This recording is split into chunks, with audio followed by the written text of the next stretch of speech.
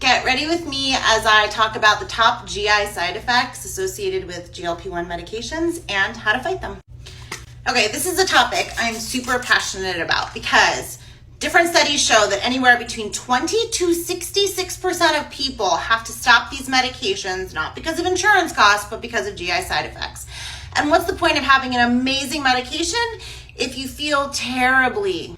And about 99.9% of people in my practice have been able to stay on these meds. So I wanted to tell you about what we do differently and the protocol that I've perfected. First up is diarrhea. This is not, I would say, the most common in terms of frequency, but it's something that will intermittently happen to people. And it's never pleasant, so who wants to have it intermittently happen to you? The first thing to do is actually to add fiber. Fiber we think of often for constipation, and we'll talk about that in a second, but fiber can also help us add bulk to stool so that we don't have runny stool. And the next thing you're gonna do is you're really gonna pay attention to your diet. Most people find that they have diarrhea. God, I'm a doctor, I should be able to say that word. Most people find that they have diarrhea when they have high carbohydrate or high sugar meals. So I really want you to focus on your proteins. And finally, in cases of emergency, you can often take an over-the-counter medication like Imodium to help kind of stop the diarrhea in its tracks. This is especially helpful for travel. Next up is constipation, so the flip. And actually the solution is often the same, which is add in fiber.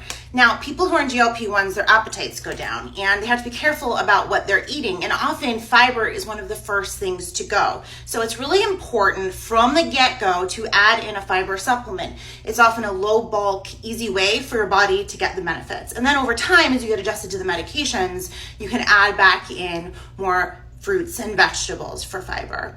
The other thing you're gonna wanna do is increase your water and make sure you're staying hydrated in the right way. So adding in some electrolytes to the mix really helps us get the water into the right parts of our body. And all of this will help decrease constipation. In very kind of rare situations, we sometimes need something stronger like a stool softener or Miralax or even a prescription medication. Okay, and finally, nausea. So this is a big one. Nausea is something that can affect you. I describe it like a wave on these medications. And generally speaking, the thing we need to do is make sure we don't undereat and overeat. And one of the ways when you really don't feel like you have an appetite but need something in your stomach and you're feeling waves of nausea is actually to turn to salt. So if you've ever been pregnant and had morning sickness, you'll know that often you reach for saltine, something salty. And it's actually the brain's way of talking to the kidneys and getting the right amount of water into your body. And it actually will help us fight off nausea. So I often recommend starting the day with bone broth or an electrolyte drink, even if you don't feel like eating, getting something in first. Another trick is to focus on B vitamins. So B complex will help us fight nausea. Many of my patients are on this and it really will help them. It's something you have to take preventatively, so it's a daily supplement. And finally with nausea, if it really is bad or if you've gone up on the dose titration and the new dose is affecting you, you can also talk to your doctor about prescribing something like Zofran. You cannot get this over the counter, it requires a prescription. These are just a few of the techniques I use to help my patients feel good and achieve sustainable and long-term weight loss without being bogged down by the GI side effect.